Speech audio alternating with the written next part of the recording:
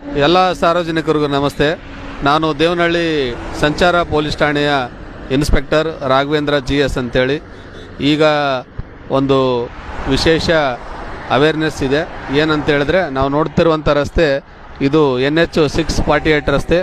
ಇದರಲ್ಲಿ ಒಂದು ವಿಶೇಷವಾದ ಸವಲತ್ತನ್ನು ಮಾಡಿದ್ದಾರೆ. ಏನಂತ ಹೇಳಿದ್ರೆ, ವಾಹನ ಸವಾರರಿಗೆ, ವಾಹನ ಚಾಲಕರಿಗೆ ಮತ್ತು ಸಾರ್ವಜನಿಕರಿಗೆ NH ರಸ್ತೆಯಲ್ಲಿ ಏನಾದರೂ ತೊಂದರೆ ಆದಾಗ ಇಲ್ಲಿ SOS ಅಂತ ಮಾಡಿದ್ದಾರೆ. ಈ ಕಡೆ ಬನ್ನಿ, SOS ಅಂತ ಮಾಡಿದ್ದಾರೆ. ನಮಗೇನು ತೊಂದರೆ ಆದಾಗ ಈ ಕಡೆ ಬಾ, ಬಟನ್ ತೋರಿಸಿ.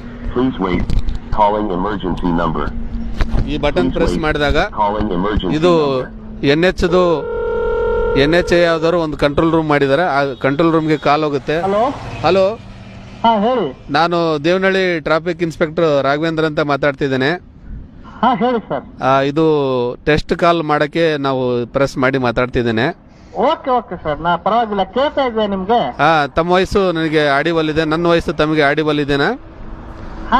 ಅವೈಲೇಬಲ್ ಇದೆ ಸರ್, ಕೇಳ್ತಾ ಇದ್ದೆ ನಿಮ್ಮ ರೈಟ್, ಥ್ಯಾಂಕ್ ಯು.